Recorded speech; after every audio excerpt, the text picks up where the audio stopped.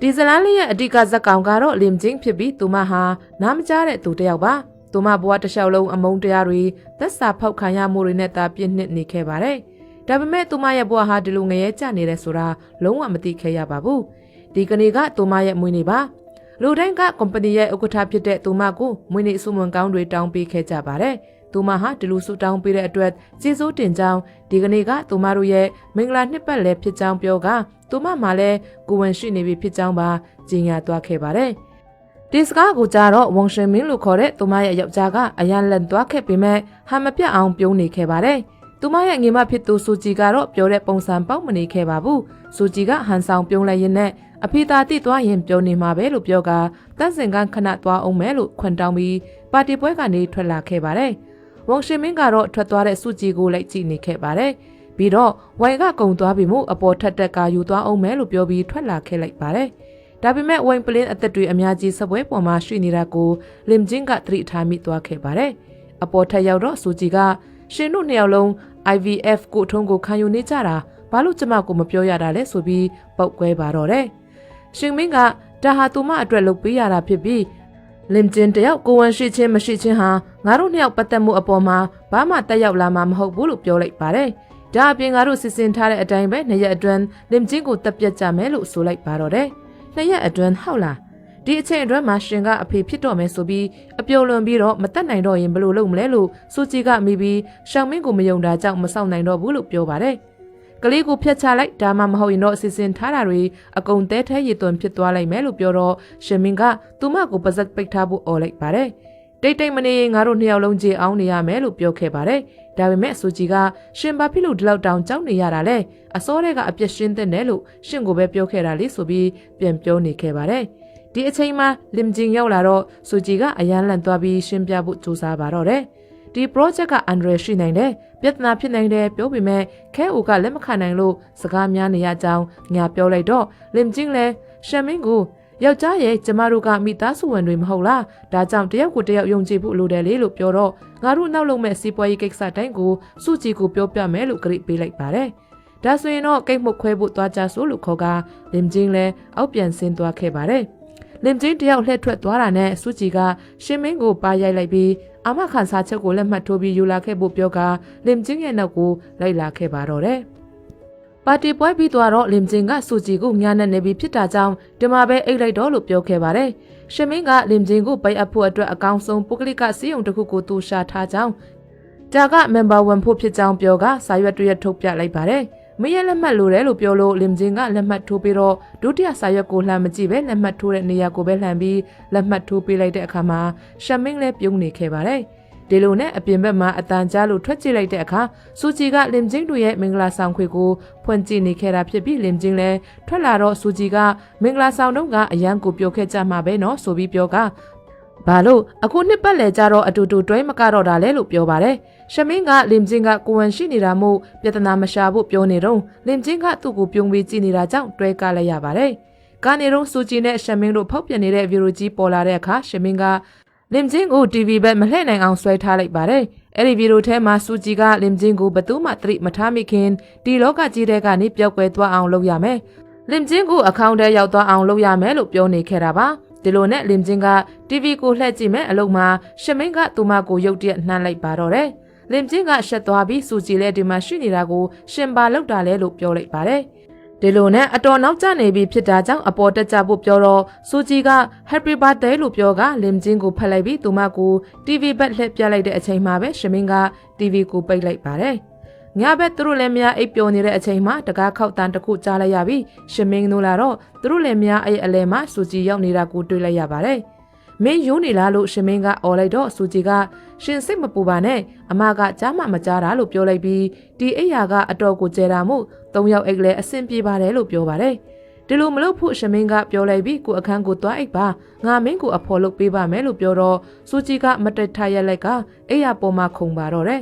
သူမိမနိုးသွားမှကိုကြောက်နေတဲ့အရှမင်းကမနေ့ပြန်အစီအစဉ်တွေပြတ်သွားချင်လို့လားလို့ပြောတော့တွေ့လားကျမရှင့်ကြောင်ယူနေပြီအဲ့ဒါကြောင့်ရှင်ကျမကိုတက်စာဖောက်ရင်တော့ကျမလည်းရှင့်ကိုအလွတ်မပေးဘူးလို့ပြောတော့ရှင်မင်းကတစုံတယောက်စီကိုဖုံးဆက်လိုက်ပြီးဒီညနေအလုပ်စားလို့တော့လို့ပြောလိုက်ပါတယ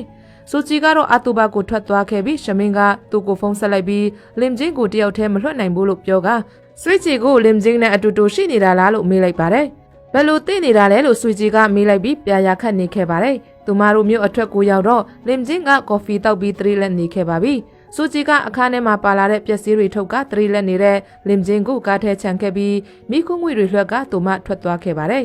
ရှမင်းကဆွေကြီးကိုရောက်တော့လင်ဂျင်းပဲမှလဲလို့မေးတဲ့အခါမှာအခုအချိန်ဆိုတင်းနေလောက်ပြီလို့ပြန်ပြောလိုက်ပါတယ်တစ်ဖက်မှာတော့မိခုငွေတွေကြောင့်လင်ဂျင်းနိုးလာခဲ့ပြီးအပြင်ကိုခက်ခဲနဲ့ထွက်လာခဲ့ရပါတယ်ဒီလိုနဲ့မိုးဝေကသူမလည်းရေထဲပြုတ်ကျသွားပြီးဖုန်းကတော့အပြင်ဘက်မှာကြကြံရက်ခဲ့ပါတယ်ရှမင်းရောက်တော့ကားထဲမှာဘသူမှမရှိနေခဲ့ပဲလိုက်ရှာနေရင်စူကြီးကဖုန်းကိုတွေ့သွားခဲ့ပါတယ်ဟာပရေမောရင်နဲ့တွေးတယ်မလားလင်ဂျင်းကတည်သွားပြီလို့ပြောလိုက်ပါတယ်ကားကိုချီရလက်ရာတွေမပြတ်အောင်ရှမင်းကတေချာတန့်ရှင်းရေးလုပ်ခဲ့ကကုမ္ပဏီကိုဟာမပြတ်ပြန်သွားဖို့ပြောလိုက်ပါတယ်လင်ဂျင်းကစိတ်ကြယောဂါကြောင့်သူဟာသူတက်တည်သွားကြောင်းလင်ဂျင်းကသူ့ကိုဖုန်းဆက်ပေးမဲ့သူကရေချိုးခန်းထဲရှိနေကြောင်းသူဖုန်းပြန်ဆက်တဲ့အခါလင်ဂျင်းကဖုန်းမကင်တော့ကြောင်းလင်ညာဇက်တိုက်ထားခဲ့ကြပါတယ်ဒီလိုနဲ့သူကဆွစ်ဂျီကိုဖုန်းခေါ်ပြီးလင်ဂျင်းကိုလိုက်ရှာတဲ့ပုံစံတွေဖန်တီးခဲ့ကြတော့တာပေါ့ဒီလိုနဲ့ရဲတွေလည်းလင်ဂျင်းကိုလိုက်ရှာနေခဲ့ကြပြီးအိမ်မှာတော့ဖောက်ပြန်တဲ့နှစ်ယောက်ကအောင်ပွဲခံနေကြပါပြီသူတို့စီစဉ်ထားတဲ့အတိုင်းပဲလင်ဂျင်းရဲ့အလောင်းကမတွေ့တော့ဘူးလို့ရဲတွေပြောတော့သူတို့နှစ်ယောက်လည်းအယိုးလိုလူရှိသူရှိမှအုံကိုပြနေခဲ့ပါတော့တယ်သူတို့နှစ်ယောက်ဟာချစ်ခမ်းဖွင့်နေကြပြီးတော့တယောက်နဲ့တယောက်အပြန်အလှန်ချီကျိုးနေခဲ့ကြပါတယ်နောက်တနေ့သတင်းစာရှင်းလင်းပွဲမှာတော့သူတို့တွေဟာအရန်ထိခိုက်ကြီးကွဲဝန်းနဲ့ချင်အောင်ဆောင်နေခဲ့ပါတယ်လင်ဂျင်းမရှိတော့ပေမဲ့ကုမ္ပဏီကပုံမှန်အတိုင်းလဲပတ်သွားမယ်လို့ပြောနေခဲ့ပြီးဒီစကားတန်တွေကသူမနားထဲကိုဝင်လာခဲ့ပါတယ်သူမနိုးလာတဲ့အခါယမ်ကမင်းနိုးလာပြီလားလို့မေးတော့ဟုတ်တယ်ကျမနားလဲကြားနေပြီလို့ဆိုပါတယ်တစ်ဖက်မှာတော့ဆွေကြီးကလင်ဂျင်းဟာသူမရဲ့အဖေကိုတပ်ပြီးကုမ္ပဏီကိုလူယူခဲ့တာကြောင့်သူမအနေနဲ့မိဘမဲ့ဖြစ်ရတယ်လို့ဆိုပါတယ်ဒီလိုနဲ့အိယာပေါ်မှာချစ်နေကြတော့လင်ဂျင်းကအိမ်ပြန်ရောက်လာခဲ့ပါတယ်အရန်လန်သွားတဲ့ရွှေမင်းကပြီးဖက်ကဟန်ဆောင်လိုက်ပြီးမဲ့ဆွေကြီးကအခုထိမသိနိုင်သေးဘူးလားလို့អော်လိုက်တာကြောင့်နားပြန်ကြားနေပြီဖြစ်တဲ့လင်ဂျင်းကတော့လန့်သွားပါတော့တယ်ဒါပေမဲ့လင်ဂျင်းကဘာမှပြန်မပြောဘဲနားမကြားချင်သားရောက်ဆက်ပြီးရောင်ဆောင်နေခဲ့ပါတယ်ပြီးတော့အိမ်သားထဲသွားကငိုနေခဲ့တာပေါ့သူမဟာသူမယောက်ျားအတွက်ပျော်ရွှင်စေချင်ခဲ့တာပါသူမဘဝမှာအယုံကြည်ရဆုံးဆိုတဲ့လူတွေရဲ့နောက်ကျောကိုဓာတ်နဲ့ထိုးတာခါလိုက်ရတာပဲဖြစ်ပါတယ်ရှမင်းလဲဆွေကြီးကိုအတင်းပြန်ခိုင်းလိုက်ပါတယ်ရှမင်းကလင်ဂျင်းအတွက်ခောက်ဆွဲပြုတ်ပြီးတော့ဘဲလ်မီလာပြီးဆွေကြီးရောက်လာကလင်ဂျင်းကိုပေးဖက်လိုက်ပါတယ်ဘယ်လိုဖြစ်ရတာလဲလို့မေးတော့သူမအနေနဲ့ဘာကူမှမမှတ်မိကြောင်းသာပြန်ပြောခဲ့ပါတယ်ဆွေကြီးလည်းလင်ဂျင်းမကြားနိုင်ဘူးအထင်နဲ့သူမကိုထပ်တက်ဖို့အစိတ်ခတ်ဖို့ရှမင်းကိုတိုင်ပေးနေခဲ့ပါတယ်ဒါကိုတစ်ဖက်ခန်းမှာရှိနေတဲ့လင်ဂျင်းကအကုန်ကြားနေခဲ့ပါတယ်ပြီးတော့လင်ဂျင်းကသူမဖုန်းပြောက်သွားတာမို့အသက်3နေရကြောင်းပြောပြတော့ရှမင်းလည်း300ရာအဆင်ပြေရလားဆိုပြီးဖုန်းကိုဆက်ဆေးနေခဲ့ပါတယ်အဲ့ဒီအချိန်မှာဆွေကြီးကခောက်ဆွဲပကံတဲ့တစ်ခုခုကိုထည့်နေခဲ့ပြီးခောက်ဆွဲစားတော့လေလို့ခေါ်လိုက်ပါတယ်လင်ဂျင်းလည်းထိုင်လိုက်ရောအနောက်ကနေဆွေကြီးကဒီပကံတဲ့ကိုအစိတ်ထည့်ထားတာမို့ဒိုဇန်လောက်စားရင်ကိုချက်ချင်းတည်သွားမှာလို့ပြောလိုက်ပါတယ်လင်ဂျင်းစားမလို့ပြင်နေတဲ့အချိန်ဘဲလ်တန်မီသွားပြီးရှမင်းထွက်ကြည့်တဲ့အခါမှာလင်ဂျင်းလဲလိုက်သွားပါတော့တယ်အပြင်ဘက်မှာလုံချုံရေးတယောက်ကရှမင်းနဲ့စကားပြောနေခဲ့ပြီးလင်ဂျင်းကိုမြင်တော့လန့်သွားပါတော့တယ်လင်ဂျင်းလည်းသူမဘီကင်းစွာပြန်ရောက်လာတဲ့အကြောင်းကုမ္ပဏီမှာကြီးညာလိုက်လို့ပြောပြီးအထဲဝင်သွားခဲ့ပါတယ်ရှမင်းလည်းလင်ဂျင်းနားကြားနိုင်သလားဆိုပြီးအမျိုးမျိုးစမ်းတက်ခဲ့ပေမဲ့သူမအနေနဲ့ပါနဲ့စွာနေထိုင်နိုင်ခဲ့ပါတယ်နောက်တနေ့မှာတော့လင်ဂျင်းကယမ်ကိုသွားတွေ့ခဲ့ပြီးဆွေကြီးနဲ့သူမယောက်ျားတို့ဖောက်ပြန်နေခဲ့ပြီးသူမကိုတတ်ဖို့ကြိုးစားနေတာမို့တေချာစောင့်ကြည့်ပေးဖို့ပြောလိုက်ပါတယ်ယမ်ကလည်းကိုငေဖို့သဘောတူလိုက်ပါတယ်ဆွေကြီးနဲ့ရှမင်းလည်းဘာမှမဖြစ်သလိုဆက်ပြီးဟန်ဆောင်နေကြတာပေါ့တခါတော့ရှမင်းကနေရာတိုင်းမှာ CCTV တွေတက်ထားတာမို့မကြခင်အမှန်တရားကိုသိရတော့မှာလို့ပြောလိုက်ပါတယ်ဒီနေ့မှာကားပါကင်မှာလမ်းလျှောက်နေတဲ့လင်ဂျင်းကိုအနောက်ကနေကားနဲ့ဝန်တိုက်ဖို့လုပ်ခဲ့ပေမဲ့ဟန်မပြတ်ခဲ့တာကြောင့်သူတို့နှစ်ယောက်လည်းလင်ဂျင်းရဲ့အနာပြန်ကြားတာမဟုတ်ကြောင်းလက်ခံသွားခဲ့ပြီးအကယ်၍အခုအချိန်တက်လက်ရင်ရဲတွေကသူတို့ကိုတန်တရားဝင်သွားလိုက်မယ်လို့ရှမင်းကပြောနေခဲ့ပါတယ်နောက်ရက်မှာဆွေကြီးကလင်ဂျင်းရဲ့အိမ်ကိုလာလဲခဲ့ပြီးမစ္စတာချုံးလဲပါလာခဲ့ပါတယ်ရှမင်းကအရန်လန်သွားပြီးသူ့အကျွေးတွေကိုပြန်ဆက်မှမို့တလပဲစောင့်ပေးပါလို့တောင်းပန်လိုက်ပါတယ်သူတို့ကအိမ်ပြင်ထွက်သွားပြီးပါးတွေရိုက်ကရန်ဖြစ်ကြတာပေါ့တင်မင်ကွန်းကိုလင်ဂျင်းကအိမ်ထဲကနေအကုန်ဗီဒီယိုရိုက်ထားခဲ့တဲ့အချိန်မစ္စတာချိုကမင်းမိမကအရန်လှတာပဲအကယ်၍တလအတွန်းငါအကျွေးပြန်မဆက်ရင်တော့မိရဲ့မိမကိုခေါ်သွားမယ်လို့ဆိုကထွက်သွားခဲ့ပါတယ်အဲ့ဒီအချိန်မှာလင်ဂျင်းကလည်းဖုန်းခေါ်ပြီးချိုရဲ့အကြောင်းကိုစုံစမ်းခိုင်းလိုက်ပါတယ်စူဂျီနဲ့ဂျမင်းကတော့စကားများနေကြတာပေါ့ ဟုတ်တယ်မင်းပြောသလိုပဲငါလည်းဆက်ပြီးမစောင့်နိုင်တော့ဘူးငါတို့လင်ချင်းကိုမြန်တက်မှရတော့မယ်လို့ပြောလိုက်ကြပါတယ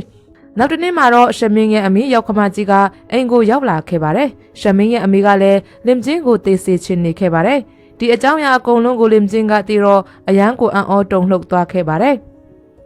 လူတိုင်းကသူမကိုတေးစေချင်နေကြတယ်သူမယုံကြည်တဲ့လင်ယောက်ျားကလည်းသူမကိုတတ်ချင်နေပါလားဆိုပြီးတွေးရင်သူမမိုးဝေလာပြီးပိုက်ကလည်းနာလာတာကြောင့်သွေးတွေစီးကြလာပြီးနေရာမှာတင်တရေလက်သွားပါတယ်သူမလဲကြနေတော့အမျိုးသားတယောက်ကပြေးလာပြီးသူမကိုပွေ့ချေသွားပါတယ်နောက်တစ်ခါမှတော့လင်ချင်းဟာကျန်းရဲ့အခန်းထဲကနေတရိရလာပါတယ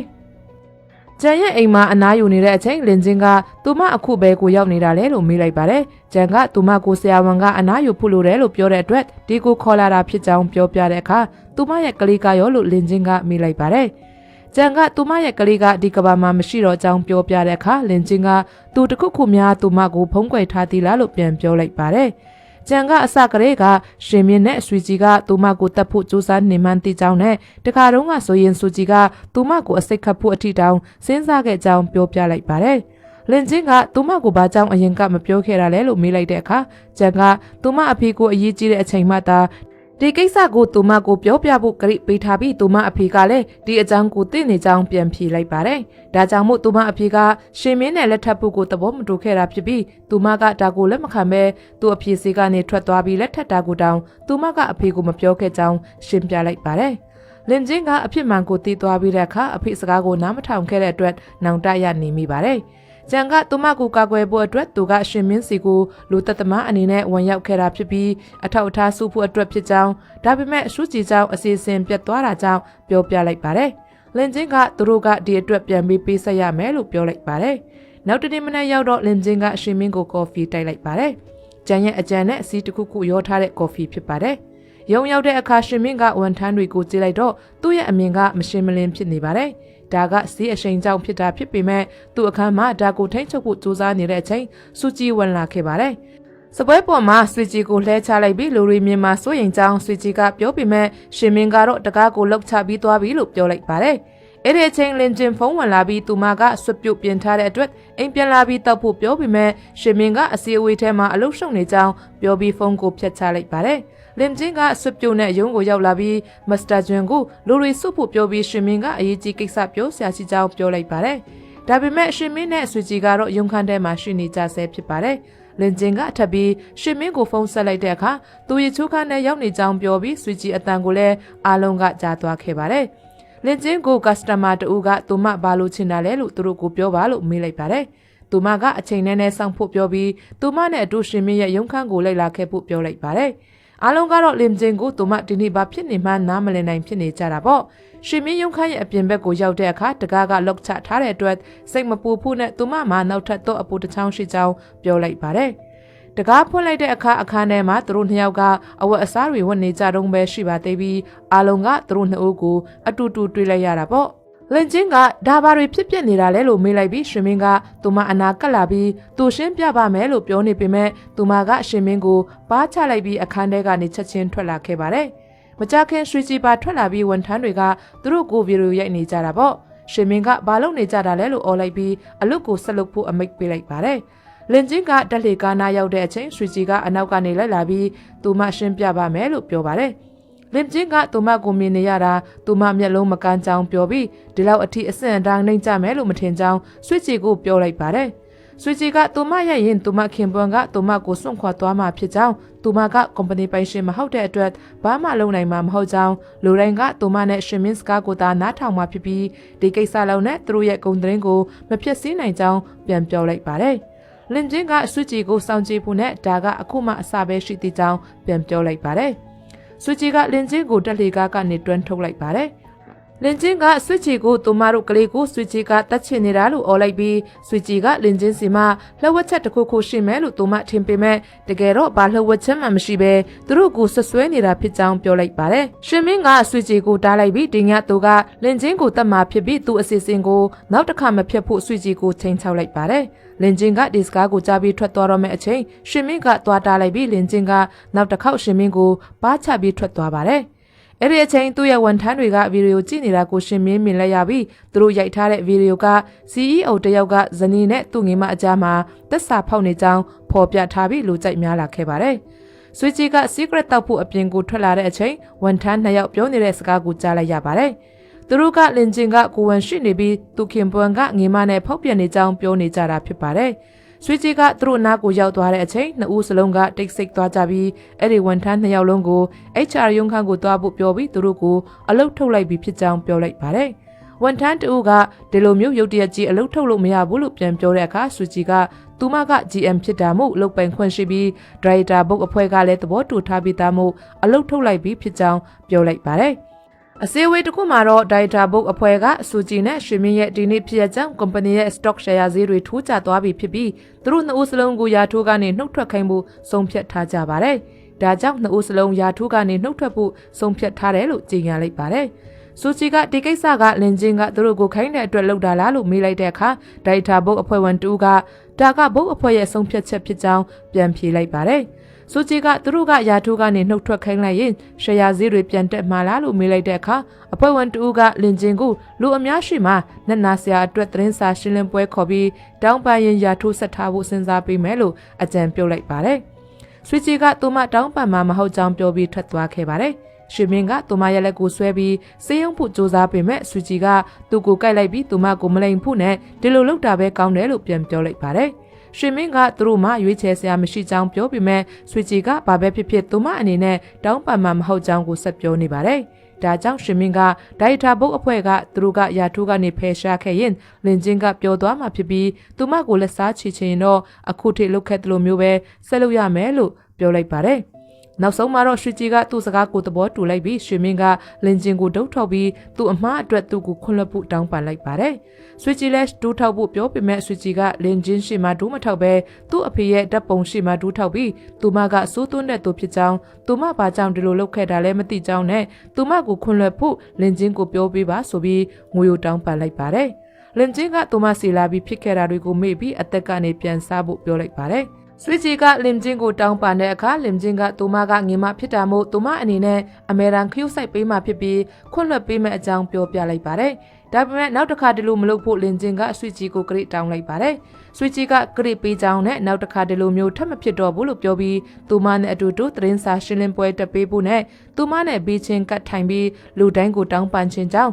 သူမမလိုက်ရင်တော့သူမဟာသူမဖြေရှင်းရမှာဖြစ်ပြီးလူတွေကသူမကိုအပြစ်တင်ပြီးတချို့လူတွေကသူမကိုသေစေခြင်းတဲ့အတွက်ဆုတောင်းကြမှာဖြစ်ကြောင်းပြောပြလိုက်ပါတယ်။ဒီစကားကိုကြားတဲ့အခါလင်ဂျင်ကသူမနဲ့အတူလိုက်ဖို့အစဉ်သင့်ပါလို့ပြောလိုက်ပြီးဆွေကြီးကသူမကိုဖက်လိုက်ပါတယ်။နောက်တနေ့သတင်းစာရှင်းလင်းပွဲမှာတော့ရှင်မင်းကလင်ဂျင်ကိုသူမရဲ့ကြီးကြပ်မှုအောင်မှာအလုပ်ကောင်းကောင်းလုပ်မှာဖြစ်ပြီးဖခင်ကောင်းတယောက်လည်းဖြစ်လာအောင်ကြိုးစားမှာဖြစ်ကြောင်းအားလုံးကိုလည်းသူကိုခွင့်လွှတ်ပေးဖို့တောင်းဆိုပါတယ်လို့ပြောလိုက်ပါတယ်။ဆွေကြီးကလည်းအားလုံးကိုတောင်းပန်ချင်ပါတယ်လို့ပဲထပ်ပြောလိုက်ပါတယ်။ဆွေကြီးကလင်ဂျင်ကိုအခုထိသူမကိုနားလည်ပြီးခဲ့တဲ့အတွက်ကျေးဇူးတင်ကြောင်းနဲ့လင်ဂျင်ကမင်းညကပဲသူမကိုခွင့်လွှတ်ပေးခဲ့တာဖြစ်ကြောင်းပြောလိုက်ပါတယ်။ဒီအချိန်သတင်းထောက်တယောက်ကသူမရဲ့ company stock share ဈေးကတိမ်ပေါင်းများစွာထိုးကျသွားတာဖြစ်ပြီးသူမရဲ့ညီမနဲ့ခင်ပွန်းရဲ့သက်စာဖောက်မှုကိုတကယ်ပဲခွင့်လွှတ်မှာလားဒါမှမဟုတ်ဖိအားကြောင့်လုပ်နေတာလားလို့လင်ဂျင်ကိုမေးလိုက်ကြပါတယ်။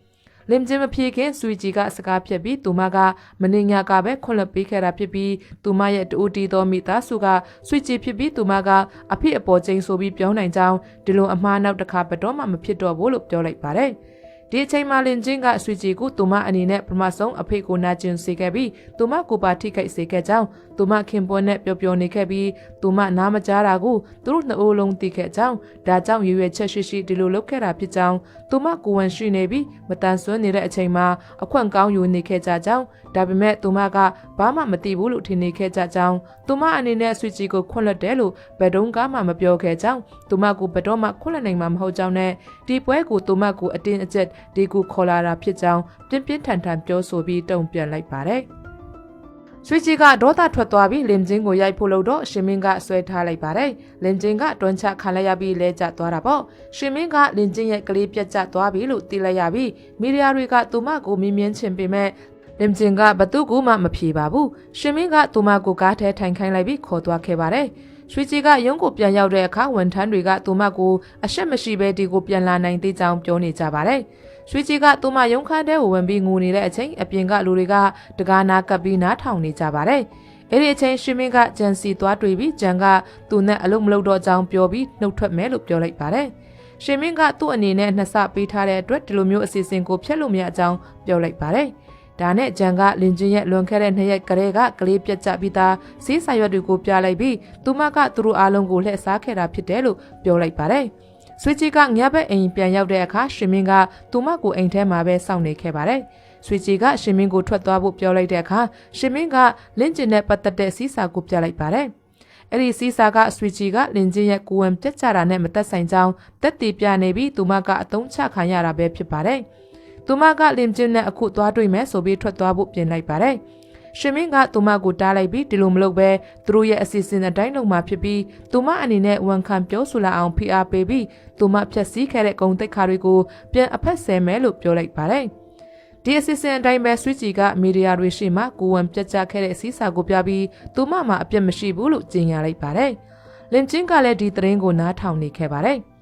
ဆွေကြီးကလွန်ခဲ့တဲ့အနှစ်20ကသူမရဲ့အဖေနဲ့လင်ချင်းရဲ့အဖေကကုမ္ပဏီကိုစာပြီးအတူတူထောင်ခဲ့ကြတာဖြစ်ကြောင်းသူမအဖေဆုံးပါတဲ့အခါလင်ချင်းတို့မိသားစုကကုမ္ပဏီကိုလုံးဝချုပ်ကိုင်လိုက်ပြီးလင်ချင်းကို CEO အနေနဲ့ခန့်ခဲ့ပြီးသူမတို့မိသားစုကဝန်ထမ်းတာဖြစ်ခဲ့ရကြောင်းလူအများကိုရှင်းပြနေပါတယ်။သူတို့ရဲ့အစီအစဉ်တွေအောင်မြင်သွားတဲ့အခါဒိုင်တာတွေကလည်းသူတို့ရဲ့အမားကိုဝန်ခံပြီးဆွေကြီးကို GM ပြန်ခန့်လိုက်ကြတာပေါ့။နောက်တနေ့အဆွေကြီးယုံလာတဲ့အခါသူကသူမကိုအထင်သီးခဲ့တဲ့အလုပ်သမား2ဦးကကောင်းငုံပြီးသူမတို့အမားကိုခွင့်လွှတ်ပေးဖို့တောင်းပန်ကြပါတယ်။ဒါပေမဲ့ဆွေကြီးကသူတို့ကိုခွင့်မလွှတ်ပဲအလုပ်ကနေထုတ်လိုက်ပြီးဖြစ်တဲ့အတွက်ထွက်သွားဖို့ပြောပြီးမောင်းထုတ်လိုက်ပါတယ်။နောက်ပိုင်းမှာဆွေကြီးကသူမတို့မိသားစုတပ်ပုံကိုကြည့်ပြီးလင်ချင်းရဲ့အဖေကသူမကိုကုမ္ပဏီရှယ်ယာတွေပေးခဲ့ပြီးဆွေကြီးတို့မိသားစုကိုအိမ်တလုံးပဲပေးခဲ့တာကိုသတိရနေမိပါတယ်။ဒါတွေကိုကြားသိရတဲ့အခါဆွေကြီးကအံ့အားသင့်ခဲ့ရပြီးသူမအဖေကိုတိုင်တေပြီးလင်ချင်းတို့ရဲ့လုပ်ရက်တွေကိုဖော်ထုတ်ပြီးတော့တာဝန်ယူခိုင်းမယ်လို့ကြုံဝါလိုက်ပါတယ်။ဆွေကြီးကရှင်မင်းရဲ့အိမ်ကိုရောက်လာတဲ့အခါရှင်မင်းကသူမကိုသူစင်မလာဖို့အတွက်သတိပေးခဲ့ကြောင်းကိုပြောပြပါတယ်။ဆွေကြီးကလင်ချင်းကိုတွေးချင်ကြောင်းနဲ့သူမအရှုံးကိုဘယ်လိုရင်ဆိုင်နေတယ်လဲဆိုတာကြည့်ချင်လို့လာကြောင်းပြန်ပြောလိုက်ပါတယ်။အဲ့ဒီအချိန်လွင်ချင်းရောက်လာပြီးရှင်မင်းကသူမရှိမှဟန်ဆောင်ပြီးဆွေကြီးကသူမကိုနားဖို့ပြောနေကြောင်းနဲ့လင်ချင်းကိုအနာသွားယူဖို့ပြောလိုက်ပါတယ်။ဆွေကြီးကသူမရဲ့အမကိုနောက်ကျောကိုဓာတ်ထိုးခံရတာဘယ်လိုခံစားရတယ်လို့မေးလိုက်ပါတယ်။အဲ့ဒီအချိန်မှာမစ္စတာဂျွန်ရောက်လာပြီးရှင်မင်းကိုဖမ်းချုပ်လိုက်ပါတယ်။ရှင်မင်းကိုမစ္စတာဂျွန်ကဒီတစ်ခေါက်အကျွေးကိုမဆက်ရင်တက်ပြတ်မယ်လို့ချိန်ချောက်လိုက်ပြီးသူ့ရဲ့လူတွေကရှင်မင်းကိုရိုက်နှက်ကြတာပေါ့။အဲ့ဒီနောက်ရှင်မင်းကသူ့မနေ့ပြန်အကျွေးပြန်ဆက်မယ်လို့သူတို့ကိုပြောလိုက်ပါတယ်။ဆွေကြီးကလင်ချင်းကိုသူမရဲ့ခင်ပွန်းအတွက်သူ့အနေနဲ့စိတ်မကောင်းဖြစ်ကြောင်းနဲ့သူကအခုအချိန်မှာအရှုံးသမားကြီးဖြစ်သွားပြီဖြစ်ကြောင်းပြောပါတယ်။လင်ချင်းကလည်းဆွေကြီးကသူမအနေနဲ့ရှင်မင်းနဲ့သက်စာဖောက်နေတာပဲမဟုတ်လားလို့ပြန်မေးလိုက်ပါတယ်။နောက်ပိုင်းမှာလင်ချင်းကဂျန်ကိုအခြေအနေမြင်မြန်တဲ့အခါဂျန်ကဗီဒီယိုတစ်ခုကိုပြသလိုက်ပြီးအဲ့ဒီဗီဒီယိုထဲမှာပါတဲ့သူအားလုံးကဆွေကြီးအတွက်အလုပ်လုပ်နေကြကြောင်းသိရပါတယ်။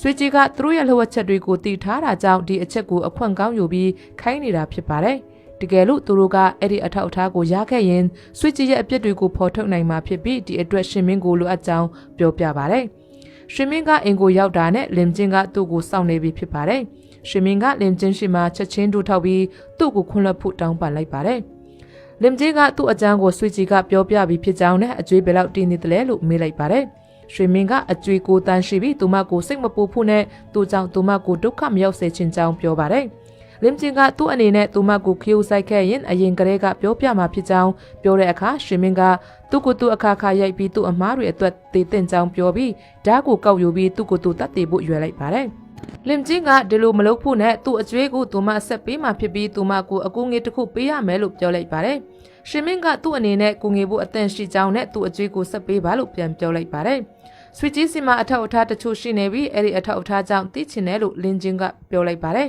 ။ဆွေကြီးကအင်ကိုပြန်လာပြီးတကားဖွင့်ထားတဲ့အတွက်အိမ်ထဲကိုဝင်လိုက်တဲ့အခါလူတွေအများကြီးကိုအိမ်ထဲမှာတွေ့လိုက်ရပါတယ်။ဆွေကြီးကသူတို့ကိုတင်မှာဘာလုပ်ကြတာလဲလို့မေးလိုက်တဲ့အခါလင်ချင်းကလည်းရောက်လာပြီးသူမကသူတို့ကိုဒီအိမ်ကိုရောင်းဖို့အတွက်ခေါ်ထားတာဖြစ်ကြောင်းပြောလိုက်ပါတယ်။ဆွေကြီးကဒါကသူမအိမ်ဖြစ်တဲ့အတွက်ဘယ်လိုရောင်းလို့ရမလဲလို့လင်ချင်းကိုမေးလိုက်ပါတယ်။လင်ချင်းကသူမအဖေဆုံးခါနေစာရွက်စာရန်တွေမှာဆွေကြီးနာမည်ကိုမထည့်ခဲ့ဘူးလို့ရှင်းပြလိုက်ပါတယ်။ဆွေကြီးကသူမကိုဒီကနေမောင်းထုတ်ချင်ရင်လည်းကိစ္စမရှိကြောင်းပြောပြီးအပေါ်ထက်ကိုတက်သွားပါတယ်။ ဂျန်ကလင်ချင်းကိုသူမကအရေးကြီးတဲ့ပစ္စည်းတွေယူဖို့အပေါ်ထက်ကိုတက်သွားလိုက်မယ်လို့ပြောလိုက်ပါတယ်။ဆွေကြီးကမိခန်တက်တာကိုဖွင့်လိုက်ပြီးအရေးကြီးတဲ့ပစ္စည်းတွေကိုထုတ်ယူလိုက်ပါတယ်။ဒါကို CCTV ကနေဖမ်းထားပြီးဆွေကြီးအောက်ဆင်းလာတဲ့အခါလင်ချင်းကိုကြည့်ပြီးထွက်သွားပါတယ်။လမ်းမှာရှင်မင်းနဲ့တွေ့ပြီးသူမကိုတခြားအိမ်တစ်လုံးစီခေါ်သွားလိုက်ပါတယ်။ရှင်မင်းကသူမကိုဒီမှာနေလို့ရတယ်လို့ပြောလိုက်ပြီးဒီညသူတို့အတွက်အတူညစာထွက်စားကြမယ်လို့ပြောလိုက်တဲ့အတွက်ဆွေကြီးကပြောသွားပါတယ်။ဆွေကြီးထွက်သွားတာနဲ့စစ်စင်ထားတဲ့အတိုင်းလင်ချင်းနဲ့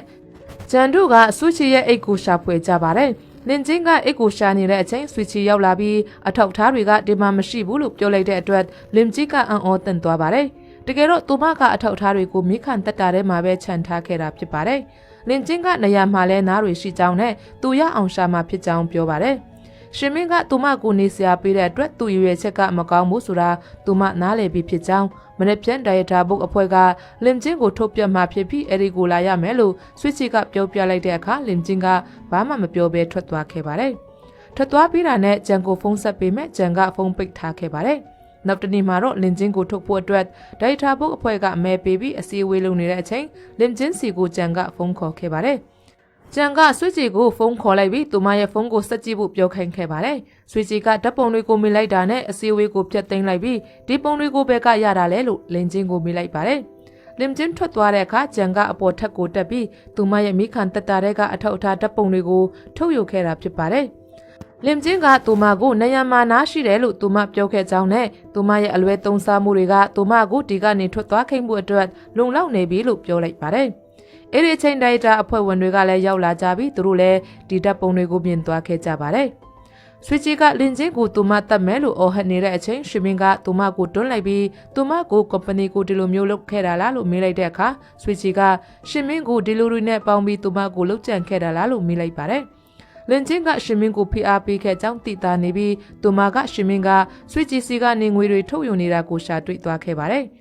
နောက်တော့ရှင်မင်းကလင်ချင်းကိုသူမဘယ်ကလေးကစာပြီးကြားခဲ့တာလဲလို့မေးလိုက်ပါတယ်။လင်ချင်းကသူမအနေနဲ့ရှင်မင်းကိုငင်းငွေနေပြီးဖြစ်ကြောင်းပြောပြီးသူမကငွေတွေကိုလွှဲပေးမယ်ဆိုပြီးအခုထိမလွှဲပေးသေးကြောင်းရှင်မင်းကမေးလိုက်ပါတယ်။ရှင်မင်းကိုသူမအနေနဲ့လှည့်စားခဲ့တာဖြစ်ကြောင်းပြန်ပြောလိုက်တဲ့အခါသူမရဲ့လက်ပင်ကိုညှက်ပြီးတတ်မယ်လို့ရှင်မင်းကချိန်ချောက်လိုက်ပါတယ်။အဲ့ဒီအချိန်မစ္စတာဂျွန်ရဲ့လူတွေရောက်လာပြီးလင်ချင်းကရှင်မင်းကိုစာချုပ်နှစ်ဆောင်လက်မှတ်ထိုးဖို့လိုကြောင်းနဲ့ဒါဆိုရင်သူ့ရဲ့အကျွေးတွေအကုန်သူမဆက်ပေးမယ်လို့ပြောလိုက်ပါတယ်။စာချုပ်နှစ်ဆောင်ကကွာရှင်းစာချုပ်နဲ့ရှယ်ယာလွှဲပြောင်းရန်အတွက်စာရွက်စာတမ်းတွေဖြစ်ပါတယ်။ရှင်မင်းကသူ့ရှယ်ယာတွေကိုသူမကူမပေးကြောင်းငင်းဆိုခဲ့ပေမဲ့ဂျွန်ကသူ့ကိုတားခဲ့ပြီးသူ့ရှယ်ယာတွေက10တန်းကျော်တန်ရှိကြောင်းရှင်မင်းကအော်ဟစ်ပြောဆိုလိုက်ပါတယ်။ဂျန်ကသူ့အနေနဲ့ဒါတွေနားမထောင်ချင်ကြောင်းနဲ့စာရွက်ပေါ်မှာပဲလက်မှတ်ထိုးပေးဖို့ပြောတဲ့အတွက်ရှင်မင်းကလက်မှတ်ထိုးပြီးထွက်သွားခဲ့ပါတယ်။ဂျန်ကလင်ချင်းကိုလှည့်စားခဲ့တာဖြစ်ပြီးသူကအစီအစဉ်တစ်ခုနဲ့သူမစီကိုရောက်လာတာဖြစ်ကြောင်းရှင်မင်းကလင်ချင်းကိုပြောပြခဲ့ပါတယ်။ဂျန်ကကလပ်တစ်ခုမှာအိတ်တလုံးကိုတွေ့ခဲ့ပြီးဖွင့်ကြည့်လိုက်တဲ့အခါအတွင်းမှာစတက်တစ်ခုကိုတွေ့ခဲ့ပါတယ်။လင်ချင်းရဲ့အဖေကမစ္စတာဆိုသေးတာနဲ့ပတ်သက်ပြီးအရာတွေအလုံးကိုဖျက်ပြက်လိုက်ဖို့ပြောနေတာကိုကြားခဲ့ရပါတယ်။လင်ချင်းကဝန်ထမ်းတယောက်ကိုစူဂျီရဲ့ပစ္စည်းတွေကိုထုတ်ပိုးပြီးသူမစီကိုပို့ပေးဖို့ပြောပြီးဥပရိဌာနကိုလည်းသူမနဲ့ဆက်သွယ်ခိုင်းမှုငွင်ကြားလိုက်ပါတယ်။ညဘက်လင်ချင်းအိမ်ပြန်ရောက်လာတဲ့အချိန်ဆွေကြီးကသူမကိုရန်ရှာခဲ့ပါတယ်။အဲ့ဒီအချိန်ရှင်မင်းရောက်လာပြီးလင်ချင်းကိုကဲတင်လိုက်တဲ့အတွက်တန်ရာရသွားခဲ့ပါတယ်။ဆွေကြီးကဒီလိုမျိုးမကောင်းတဲ့မိန်းမကြောင့်သူ့အနေနဲ့ဒုက္ခရောက်နေတာဖြစ်ကြောင်းရှင်မင်းကိုပြောလိုက်ပြီးရှင်မင်းကသူမကိုစိတ်လျှော့ပြီးအေးစစ်စစ်နေတဲ့ကြောင်းအရာအလုံးကဘေးဆုံးသွားပြီဖြစ်ပြီးသူမမထွက်သွားရင်ရဲခေါ်သွားမှဖြစ်ကြောင်းပြောလိုက်ပါတယ်။လင်ချင်းကတော့ဆွေကြီးကသူမရဲ့မိတ်ဆွေဖြစ်တာကြောင့်ရဲမခေါ်ချင်ကြောင်းနဲ့အခုချက်ချင်းထွက်သွားဖို့ပြောလိုက်ပါတယ်။အိမ်ထဲကိုရောက်တဲ့အခါစီးသက်တာကိုယူလာပြီးရှင်မင်းကသူ့တန်ရာကိုစီးထက်ပြီးပတီးစီဖို့ပြင်နေတဲ့အချိန်မှာလင်ချင်းကသူ့ကိုကိုငင်ခဲ့ပါတယ်။ရှင်မင်းကသူ့ကိုနောက်ဆုံးအခွင့်အရေးပေးဖို့နဲ့သူမကိုချစ်နေသေးတယ်ဆိုတာယုံကြည်ပေးဖို့တောင်းပန်လိုက်ပါတယ်။လင်ချင်းကသူမအဖေဆုံးတုန်းကရှင်မင်းဘယ်မှာရှိနေတယ်လဲလို့မေးလိုက်ပါတယ်။ရှင်မင်းကသူ့ကိုတန်တရားဝင်နေတာလားလို့မေးလိုက်ပြီးသူ့အဖြစ်မှန်တွေအကုန်ပြောပြမယ်လို့ပြောလိုက်ပါတယ်။ဒါပေမဲ့လင်ချင်းကအမှန်တရားကိုသိပြီးရင်တော့သူ့ကိုခွင့်လွှတ်ရမှာဖြစ်ကြောင်းတောင်းဆိုတဲ့အခါလင်ချင်းကသဘောတူလိုက်ပါတယ်။ရှင်မင်းကလင်ချင်းအဖေဆုံးတဲ့နေ့ကအဖြစ်အပျက်ကိုပြန်ပြောလိုက်ပါတယ်။ သူကအိမ်ပြန်တော့မဲ့အချိန်ရွှေကြီးကကားထဲမှာပါလာခဲ့ကြောင်းသူမကကြောက်နေပုံပေါ်ပြီးသူမကိုခေါ်သွားဖို့ပြောကြောင်းသူကဘာဖြစ်တာလဲလို့ရွှေကြီးကိုမေးခဲ့ပေမဲ့သူမကပြန်မဖြေဘဲနမ်းခဲ့ကြောင်းနောက်တော့လင်ချင်းအဖေကနှလုံးရက်ပြီးဆုံးသွားတယ်ဆိုတာကြားခဲ့ရကြောင်းဒါကြောင့်ရွှေမင်းကရွှေကြီးစီပြန်သွားပြီးသူမမင်းရကဘာလုပ်ခဲ့တာလဲလို့မေးလိုက်တော့သူမကသူနဲ့အတူတူတညလုံးအချိန်ကုန်ခဲ့တယ်လို့ပြန်ဖြေခဲ့ကြောင်းပြောပြခဲ့ပါတယ်ရှင်မင်းကမစ္စတာမိုင်ကိုတတ်ခဲ့တာလားလို့လိန်ချင်းကမေးလိုက်တဲ့အခါဆွီဂျီကသူ့ကိုချင်းချောက်ခဲ့ကြောင်းပြောပြပါတယ်။သူမကသူ့ကားထဲမှာတော့ CCTV နဲ့ရိုက်ထားခဲ့ပြီးသူ့ကိုထောင်ချောက်ဆင်ခဲ့ကြောင်းဒါကြောင့်သူမရဲ့အကြံစီတွေကိုဖုံးကွယ်ခဲ့ရကြောင်းနဲ့သူမှားခဲ့တဲ့အတွက်ခွင့်လွှတ်ပေးဖို့နဲ့အဲ့ဒီနေ့မှသာသူတရိရှိခဲ့မယ်ဆိုရင်သူမအဖေကိုကယ်နိုင်မှာဖြစ်ကြောင်းပြောပြလိုက်ပါတယ်။လင်ချင်းကသူ့ကိုထွက်သွားဖို့ပြောပြီးမဲ့ရှင်မင်းကသူမမှအသက်အန္တရာယ်ရှိနေတဲ့အတွက်သူဒီမှာပဲနေမယ်လို့ပြောပြလိုက်ပါတယ်။အဲ့ဒီအချိန်လင်ချင်းရဲ့ဖုန်းကိုကျန်စီကသူပြောတဲ့အတိုင်းလုပ်ပါဆိုပြီး message ရောက်လာခဲ့ပါတယ်။လင်ချင်းကသဘောတူလိုက်ပြီးအခန်းထဲကိုဝင်ပြီးကျန်နဲ့စကားပြောနေပါတယ်။ကျန်ကရှင်မင်းကသူမကိုလှည့်စားနေတာဖြစ်ကြောင်းပြောပြီးအဲ့ဒီအချိန်မှာပဲရှင်မင်းကဆွစ်ချီကိုသူ့ကိုတတ်ချင်နေတာလားလို့ဖုန်းဆက်ပြီးမိလိုက်ပါတယ်။ဆွစ်ချီကသူကလည်းသူမကိုဒုက္ခပေးခဲ့တာဖြစ်ကြောင်းပြန်ပြောတဲ့အခါအခုသူကလင်ချင်းနဲ့ပူပေါင်းလိုက်ပြီးဖြစ်ကြောင်းသူတို့အစီအစဉ်ချထားတဲ့အတိုင်းလုပ်ရမယ်လို့ပြောလိုက်ပါတယ်။လင်ချင်းကဂျန်ကိုသူမကိုနောက်ပြောင်ခံလိုက်နေတာလားလို့မေးလိုက်တဲ့အခါဂျန်ကအခုအချိန်မှအရာအလုံးကိုသူ့အနေနဲ့ထုတ်မပြောနိုင်ပေမဲ့သူမကိုမထိခိုက်စေဘူးဆိုတာတော့သူကလေးပေးကြောင်းပြောလိုက်ပါတယ်။လင်ချင်းကအမှန်တိုင်းပြောပြဖို့ပြောတဲ့အခါရှင်မင်းကအခုအစီအစဉ်တွေဆွဲနေကြောင်းသူ့အနေနဲ့စောင့်ကြည့်ရမှာဖြစ်ပြီးမနေ့ပြန်တွေ့ကြမယ်လို့ဂျန်ကပြောလိုက်ပါတယ်။မနေ့မိုးလင်းတဲ့အခါရှင်မင်းကလင်ချင်းယုံကြည်လာစေဖို့အတွက်မနေ့စာစားဖို့ပြောပြီးသူကိုယ်တိုင်အရင်တောက်ပြပြီးနှုတ်ဖြော်ပေးပါတယ်။လင်ချင်းအပြင်ကိုထွက်လာတဲ့အချိန်ဂျန်ကကားထဲကနေစောင့်နေပြီးဗီဒီယိုတစ်ခုကိုပြလိုက်ပါတယ်။လင်ချင်းကဒါကိုဘယ်ကနေရတာလဲလို့မေးလိုက်တဲ့အခါဆွေချီအိတ်ထဲကနေရခဲ့တာဖြစ်ပြီးမစ္စတာမိုင်ကဆွေချီအဖေကိုမတက်ခဲ့ဘူးလို့ထင်ကြောင်းအဲ့ဒီအတွက်အထောက်အထားပို့ရှာရမှာဖြစ်ကြောင်းပြောပြလိုက်ပါတယ်။ဆွေချီအဖေဘယ်လိုတေဆုံးလဲဆိုတာသိသလားလို့ဂျန်ကလင်ချင်းကိုမေးတဲ့အခါလူတိုင်းသိကြတဲ့အတိုင်းကိုတတ်သေးခဲ့တာဖြစ်ကြောင်းပြန်ပြောလိုက်ပါတယ်။ဆွေကြီးကအိမ်ထဲမှာအရက်တောက်နေရင်တကားတန်ကိုကြားလိုက်တဲ့အခါဆွေကြီးကသူမအိမ်ကိုရောက်လာတဲ့အရှင်မင်းကိုတွေ့လိုက်ရပါတယ်။သူမကအမြန်ဆင်းလာပြီးသူ့အိမ်ကိုဘာလာလောက်တာလဲလို့ဒေါသတကြီးအော်ဟစ်လိုက်ပါတယ်။အဲဒီနောက်ဆွေကြီးကအရှင်မင်းကိုရိုက်နှက်လိုက်ပြီးသူနဲ့ပတ်သက်တဲ့ငွေစင်းတွေအလုံးသူမလက်ထဲမှာရှိနေကြောင်းပြောလိုက်ပါတယ်။အဲဒီနောက်ဆွေကြီးကနောက်တစ်ချိန်ထပ်ပြီးရိုက်ဖို့ပြင်လိုက်တဲ့အခါရွှေမင်းကသူမရဲ့လက်ကိုဖမ်းဆုပ်လိုက်ပြီးသူမအဖေကိုမစ္စတာမိုင်တက်ခဲ့တဲ့ဆိုတဲ့အထောက်အထားလိုချင်ရင်သူချန်ခဲ့တဲ့ပစ္စည်းတွေကိုရှာပေးမှဖြစ်ပြီးသူနဲ့ပူပေါင်းဖို့ပြောလိုက်ပါတယ်။ဒါပေမဲ့သူမရဲ့ရှယ်ယာတစ်ဝက်ကိုပေးရမယ်လို့ရွှေမင်းကပြောလိုက်ပါတယ်။ဆွေကြီးကဘာလို့ရမလဲလို့မေးလိုက်ပါတယ်။ဆွေကြီးကအရင်ကအတိတ်ကိုပြန်အမှတ်ရနေခဲ့ပါတယ်။မစ္စတာမိုင်ကအဆွေချီကိုဒီနေ့ကစပြီးသူမကိုသူ့ရဲ့သမီးအဖြစ်သတ်မှတ်ကြောင်းပြောခဲ့ပြီးလိန်ချင်းကလည်းသူမတို့နှစ်ယောက်ကငြိမ်အမတ်ဖြစ်ကြောင်းပြောခဲ့ပါတယ်။လိန်ချင်းကအဆွေချီကိုသူမအဖေကနှစ်ပေါင်းများစွာမွေးပြီးစောက်ရှောက်ခဲ့ကြောင်းသူမကိုလည်းငြိမ်မလိုပဲဆက်ဆံခဲ့ကြောင်းတကယ်လို့သူမအဖေကမကောင်းတဲ့သူဆိုရင်သူမကိုကူငေခဲ့မှာမဟုတ်ကြောင်းသူမအဖေလိုကောင်းဆိုတာသူမအတီအချာသိကြောင်းဆွေချီကသူဘယ်လိုလိုမျိုးလဲဆိုတာသူမသိကြောင်းပြန်ပြောနေခဲ့ပါတယ်။လွန်ချင်းကသူမအဖေစီကိုသွားတဲ့အချိန်အဖေမျက်နှာမှာဒဏ်ရာတွေရှိနေခဲ့တာကိုတွေ့ရပါတယ်။သူမအဖေကသူအစဉ်ပြေကြောင်းနဲ့သူလုံးသမျှကသူမအတွက်ဖြစ်ပြီးအနာသွားယူဖို့ပြောခဲ့ပါတယ်။လွန်ချင်းကသူမအဖေမှအကြောင်းပြချက်တစ်ခုရှိမှဖြစ်ပြီးစုံစမ်းဆက်စစ်မှုအလုံးကသူမအဖေကပြတ်မှုကင်းတယ်လို့သက်သေပြခဲ့ကြောင်းသူမအဖေကသူ့ကိုယ်သူသက်သေခဲ့ကြောင်းဆွေချီကိုပြောခဲ့ပါတယ်။ဆွေချီကလင်ချင်းအဖေကတခုခုမှားယွင်းခဲ့တာလို့ယုံကြည်တယ်လို့ပြောခဲ့ပါတယ်။လင်ချင်းကဆွေချီပါပဲပြောသူမအဖေမှန်တယ်လို့ပြန်ပြောတဲ့အချိန်ဆွေချီကအထထွက်သွားပြီးလင်ချင်းအဖေကသူမမျက်လုံးထဲမှာတော့လူသက်သမားဖြစ်ကြောင်းနဲ့လင်ချင်းအဖေကသူမရဲ့အဖေကိုတတ်ခဲ့ကြောင်းပြောပါတယ်လင်ချင်းကတိတ်ဆိတ်စွာနားထောင်ပြီးထွက်သွားခဲ့ပါတယ်သူမထွက်လာတဲ့အချိန်ဂျန်ရဲ့စကားကိုသတိရသွားပါတယ်ဆွေချီအဖေရဲ့ကိုတတ်သေးတဲ့အစာမှရှိတဲ့လက်ရည်ကသူမအဖေရဲ့လက်ရည်နဲ့တူပြီးအမှန်တရားကိုသိချင်ရင်မစ္စတာမိုင်ချန်ခဲ့တဲ့ပစ္စည်းတွေကိုရှာဖို့ပြောခဲ့တာပ